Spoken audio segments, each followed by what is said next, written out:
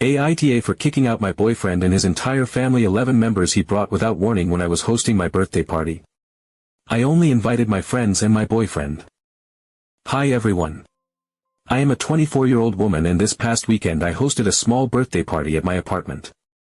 I had been planning it for weeks, and I was really looking forward to it. I wanted something low-key, something cozy, just me, a few of my closest friends, some good food, a few games, and a night of laughter and catching up. Nothing fancy, nothing overwhelming, just something that felt like me. Of course, I invited my boyfriend, who is 26. Let's call him Matt. We have been together for about a year and a half, and things have been mostly good. I made it very clear to him when I invited him that it was going to be a small, casual get-together with just my friends. I told him it was not some huge blowout or family event. He said he was excited and looking forward to it, and I was really happy he was going to be there to celebrate with me. Saturday night came, and I had everything set up. My apartment is not big, so I had arranged the seating, put out all the food, lit some candles, set up a little area for board games, and made sure the place was clean and comfortable. People started arriving, and the atmosphere was exactly what I had hoped for, warm, chill, easygoing. About 30 minutes into the party, I heard a loud knock on the door. I was expecting Matt, so I ran over excitedly to open it. The second I opened the door, my heart dropped straight to the floor. Standing there was Matt, and behind him was a crowd of people.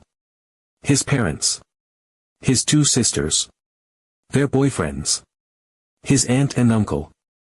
11 extra people in total, none of whom I had invited, none of whom I even knew very well, standing there smiling and holding Tupperware containers, gift bags, and, in some cases, their coats already off like they fully expected to settle in for the night. I must have looked like a deer caught in headlights because Matt just smiled and said something like, "Happy birthday. Look who came to celebrate with you," before stepping inside and motioning for everyone to come in. I was frozen for a second, completely thrown off. His family flooded into my apartment, immediately taking over the space. His mom went straight to my kitchen and started rearranging all the food I had carefully set up. His sisters started pulling extra chairs from my bedroom without asking. His dad was fiddling with my stereo. One of the boyfriends even unplugged my string lights because he thought it made the room too dim. It felt like a tidal wave had hit my tiny home and there was absolutely nothing I could do to stop it. I pulled Matt aside, trying to keep my voice low and calm even though I could feel my cheeks burning. I asked him what was going on, why he had brought his whole family without even telling me. He looked genuinely confused and said something along the lines of, "I thought it would be nice to have them celebrate with you. You said it was going to be casual, and they all love a casual party." I was stunned. I told him that this was my birthday party, that it was meant to be a small gathering with my friends, and that it was completely inappropriate for him to invite a dozen people without asking me. He just shrugged and said, "Well, they're here now, just go with it."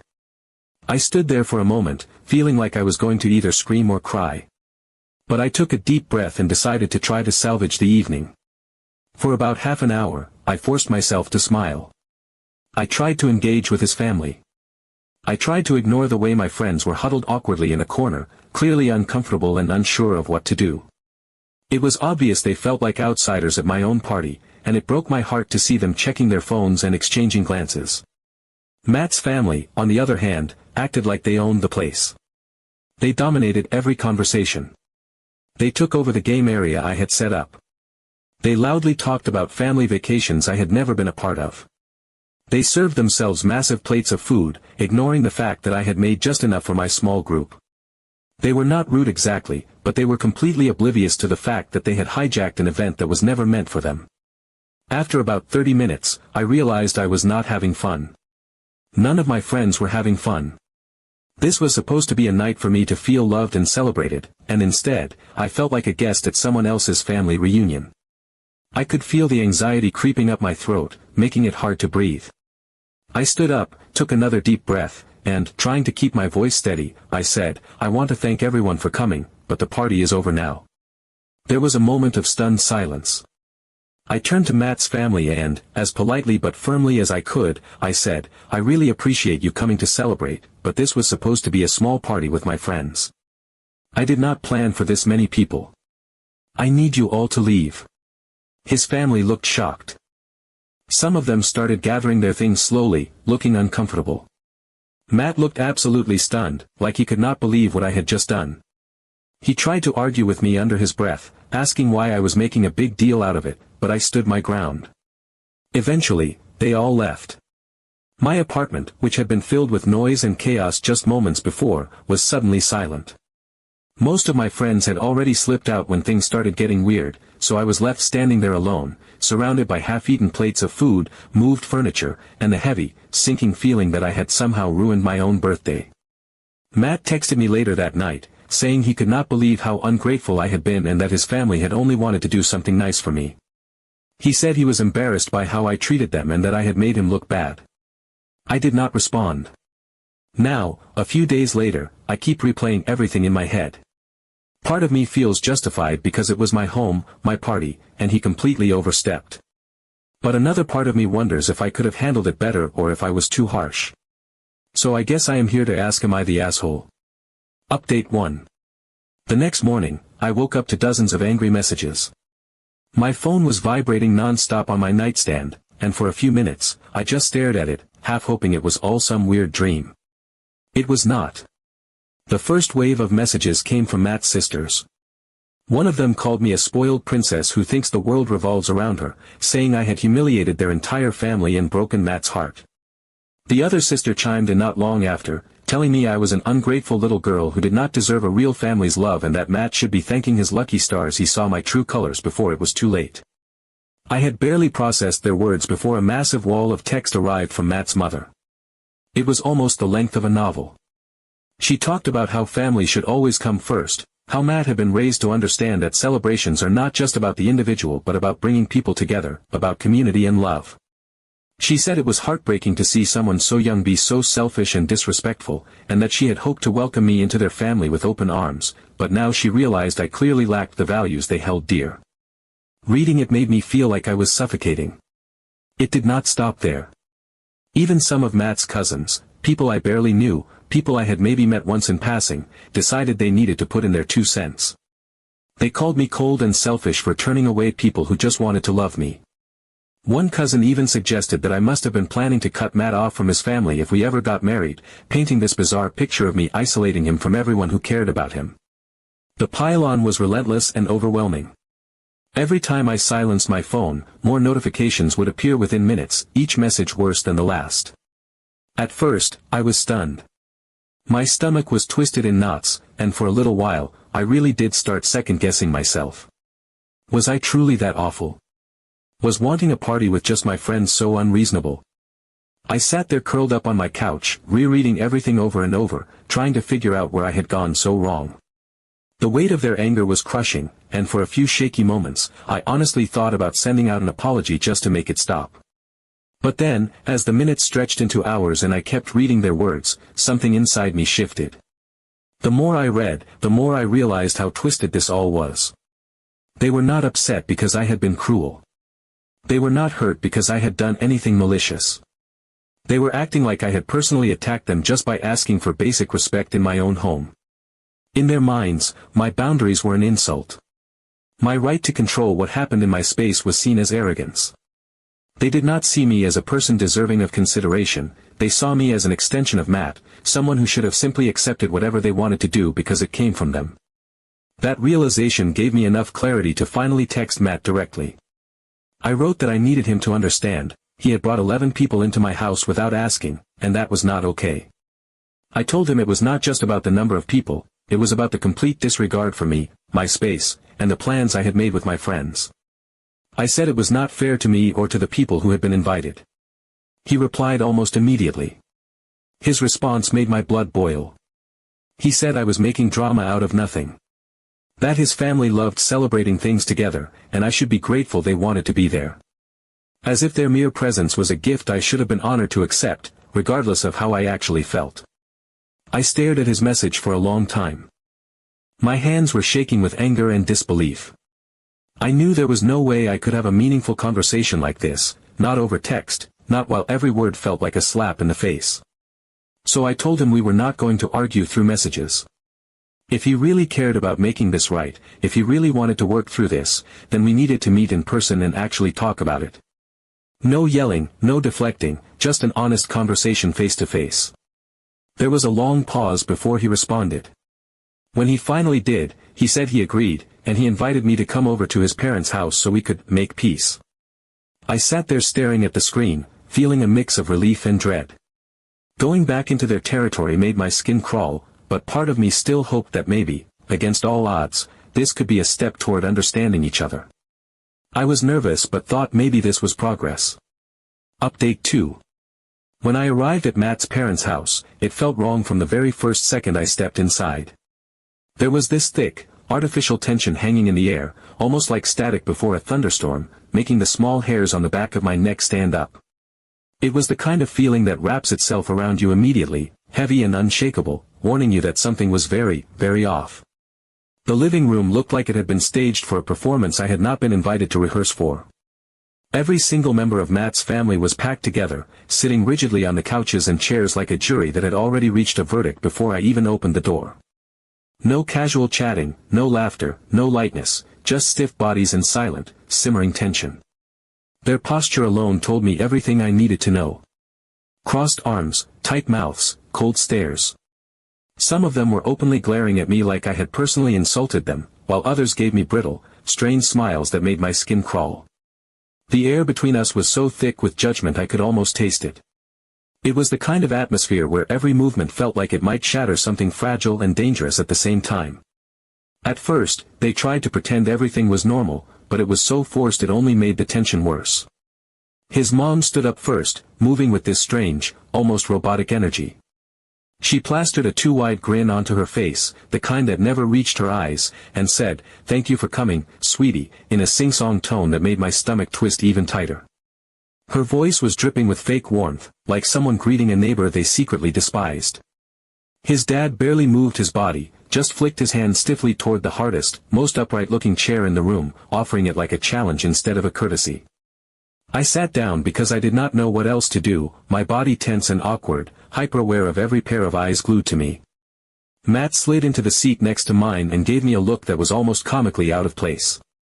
It was the look of a kid who had glued something back together with Elmer's and was proudly showing it off to his parents. "See? We are fixing it," his eyes said, completely oblivious to the crackling hostility around us. I forced a tiny, polite smile and tried to focus on breathing evenly. For a few long, agonizing minutes, we went through the motions of awkward small talk, like actors fumbling through a script written in a language none of us spoke fluently. His mom asked me about work, but the words came out sharp and clipped, more like an interrogation than genuine interest. She did not ask because she cared, she asked because it was expected, because it kept up the illusion of civility. His aunt chimed in with a comment about the weather, something so mind-numbingly generic it was almost insulting, like we were strangers making obligatory conversation in a hospital waiting room. Every second stretched out endlessly. My stomach churned so violently I thought I might be sick, and I could feel sweat prickling at my palms. Every instinct in my body screamed at me that this was not a safe place, that this was not going to end well, but I forced myself to stay seated, to be polite, to give them a chance, even when it felt like walking straight into a fire. Then, without any preamble, Matt's dad cleared his throat loudly, a sharp, deliberate sound that cut through the fake pleasantries like a buzzsaw. The suddenness of it made me flinch. He sat up straighter, shoulders squared, and fixed me with a cold, unwavering stare that felt like a physical weight pressing down on my chest. His voice was low and firm when he said, "We are willing to forgive you if you apologize." There was no room for discussion, no kindness, no attempt at understanding. It was a command disguised as an offer. For a second, I just blinked at him, sure that I must have misheard. Surely they could not actually believe that was a reasonable thing to say. The room went so deathly silent I could hear the ticking of the old clock on the mantel, each second a thunderous beat in the suffocating quiet. I asked cautiously, forcing my voice to stay steady even as my heart hammered against my ribs, "Apologize, for what, exactly?" I asked it because some small, foolish part of me still wanted to believe that this could be salvaged, that this was just a misunderstanding we could work through. His mom was the one who answered, her voice sticky sweet and unbearably condescending, like she was talking to a particularly dense child. She said, "For the way you treated our family. For making us feel unwelcome. We went out of our way to celebrate you." She said it like she was offering me a priceless opportunity, like I should be groveling at her feet in gratitude for the honor of their uninvited presence at my party. I just stared at them, feeling like I had been dropped into some kind of surreal nightmare. Was this seriously happening? Was this real? I reminded them, trying so hard to keep my voice level, to stay respectful even though my hands were trembling in my lap, that no one had even told me they were coming. That it had been my birthday, a gathering I had planned for my friends, and that they had taken over without asking, without caring how it would affect me or the people I had actually invited. I spoke the truth as plainly and gently as I could, but I could see from the hard set of their mouths that it did not matter. They were not here to listen.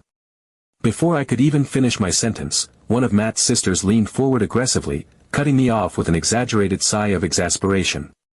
She looked at me like I was the stupidest person in the world and said, "You are missing the point. Family shows up whether it is convenient or not. That is what love is."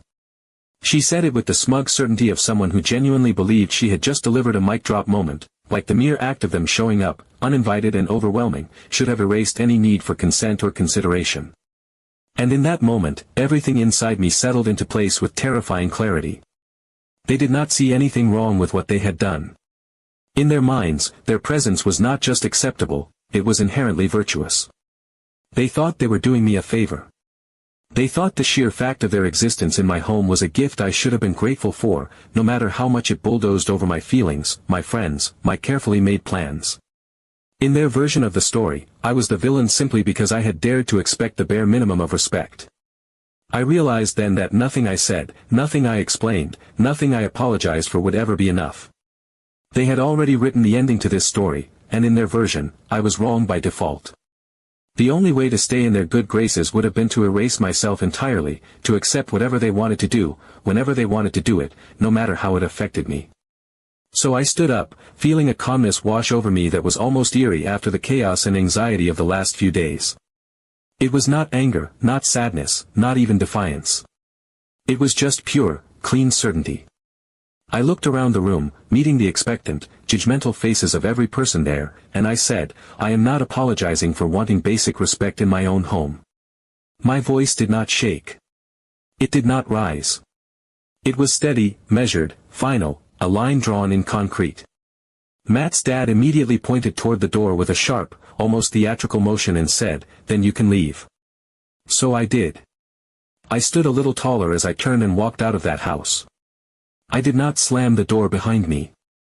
I did not cry or look back, searching for some sign of regret or understanding on their faces. I did not apologize or explain myself one more time. I simply left, because there was nothing left to say, nothing left to salvage. And honestly it felt like the right choice. Update 3. The day after getting kicked out of Matt's parents' house, I thought the storm had finally passed. I spent the morning trying to distract myself, cleaning, reading, scrolling through my phone mindlessly, anything to keep from replaying everything in my head for the 1000th time. It was early afternoon when my phone rang, and when I saw Matt's name on the screen, my heart clenched in my chest. I almost did not answer. A big part of me just wanted to be done, to leave everything exactly where it had fallen. But my hand moved before my brain could catch up, and I picked up. From the first word out of his mouth, I could tell his tone was different. Softer. Almost desperate. He was not angry this time. He sounded exhausted, like he had been fighting a battle and was finally realizing he was losing. He said he wanted to meet for coffee, just the two of us. No family involved, no staged interventions, no expectations except to talk. He said he did not want to lose me over what he called a stupid misunderstanding. His voice cracked slightly when he said it, and for a moment, a flicker of the boy I had fallen for shone through the mess. Part of me bristled at the idea of seeing him again. After everything that had happened, after the way I had been treated, sitting down across from him felt like willingly reopening a wound that was finally starting to scab over. But another part of me, the part that hated unfinished endings, the part that wanted closure, the part that still remembered all the good before everything soured, could not say no. So I agreed. We picked a quiet coffee shop downtown, one of those cozy little places with creaky wooden floors and soft music playing low in the background. When I walked in, I spotted him immediately.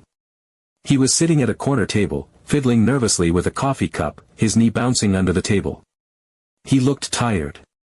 More than tired, he looked worn down, like the weight of the last few days had finally caught up to him. I sat down across from him without a word, and for a moment, we just looked at each other.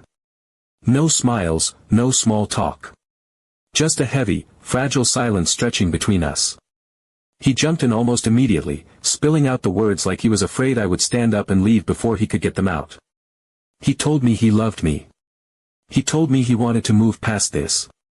That none of this was worth losing each other over. But he said, and he said it with a kind of pleading insistence, that I had to understand where he was coming from.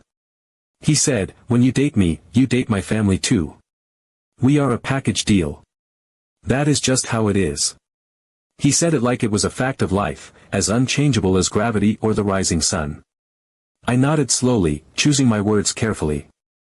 I said, I get that. I do not mind being part of a family. I do not mind sharing holidays, or Sunday dinners, or showing up for birthdays. I even want that. But what I am not okay with is being bulldozed and disrespected in my own home. I said it calmly, without heat, without accusation, but the words hung heavy in the air between us. He sighed and looked away, rubbing the back of his neck like he was trying to work out a knot that just would not loosen. He said, if you loved me, you would have just gone with it. You would have apologized. His voice was soft, almost regretful, but the meaning behind the words was a blow sharper than anything he had thrown at me before. That was the moment it clicked for me. All the confusion, all the second-guessing, all the tiny ways I had twisted myself into knots trying to understand how things had gone so wrong, it all crystallized into brutal clarity. This was not just a difference of opinion. This was not just a misunderstanding about one bad night. This was a fundamental, bedrock difference in how we saw respect, boundaries, and love itself.